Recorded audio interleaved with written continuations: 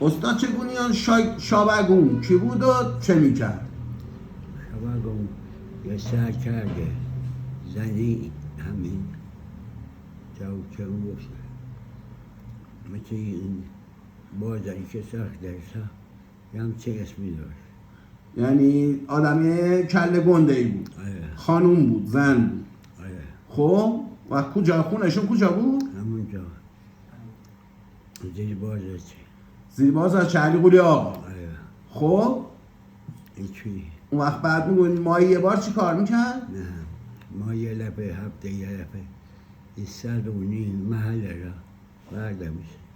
آها مثلا اینایی که به قول معروف سری تو سر داشتن و برده نیست شام و نهار اینا میداد. و خودش هم کسب و کاری چیزی داشت کاسب بود.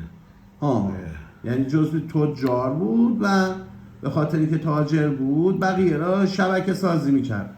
به سلامتی نوشی جون. مزه میخوریم باشی یا نه؟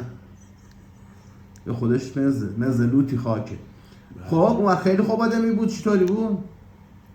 آدمی سر کرده خوبی بود. سر کرده بود یعنی رئیسی قبیله بود و اصالتا مالی همون محله بود. بازم به سلامتی. چون پشت سر هم میخوریم اینا جد تو فکر. خدا نگهدار.